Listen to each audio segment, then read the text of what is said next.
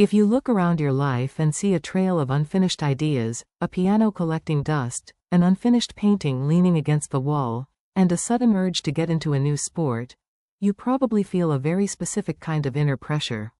Society even has a label for people like you. They call you a dilettante. They say you're scattered, chaotic, or incapable of committing to one path. You feel like a fraud because you can't just pick a single lane and stay there.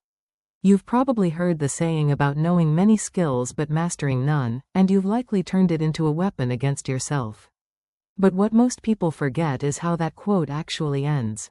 The full version reminds us that a person with many skills might not specialize in one area, but is often more effective than someone limited to only one strength. Psychology tells us that this feeling of being scattered isn't a flaw. It's actually the sign of a highly adaptive nervous system.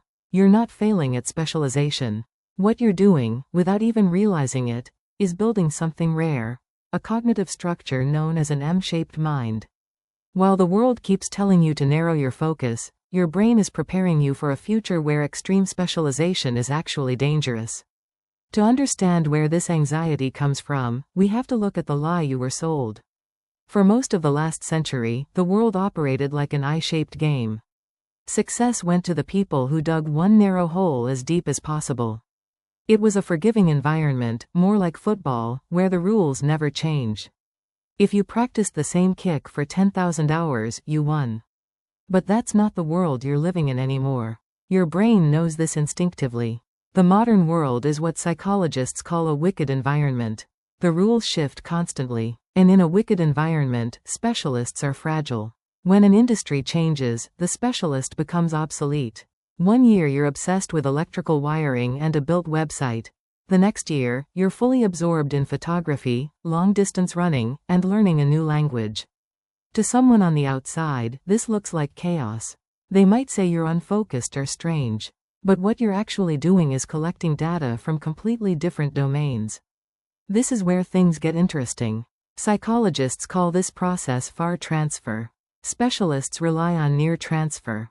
They solve new problems using tools they've already seen before. But you operate differently. You take ideas from one unrelated field and apply them somewhere completely new. Imagine a designer who previously worked in construction and gardening. On the surface, those fields seem completely unrelated. But that experience gives them an intuitive understanding of systems and growth, something a professional who's spent their entire life behind a screen may never fully develop. You feel like an imposter because you're not the best in the room at any single thing. What you're missing is that your value doesn't come from depth alone. It comes from synthesis. Realizing that your curiosity is actually a strength can feel like a huge relief. But it doesn't fix the immediate, heavy problem. The burnout. The constant feeling that you're behind. You watch people your age becoming company founders or creative directors, while it feels like you're still stuck at the starting line because you keep changing direction. This happens because you misunderstand the shape of your own potential. A person builds multiple pillars of depth, all connected by curiosity. But here's the trap most people fall into. You can't build all the pillars at the same time.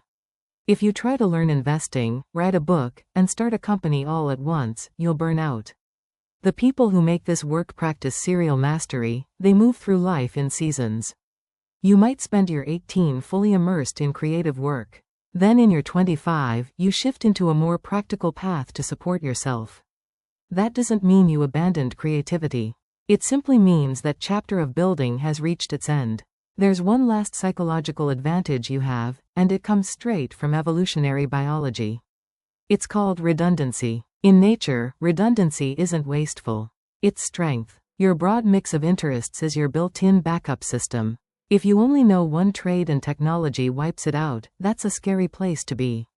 But if you have one main skill and also understand things like project coordination, hands-on repairs, and communication or teaching, you're far harder to break. You're not fragile. You weren't wasting time by dabbling.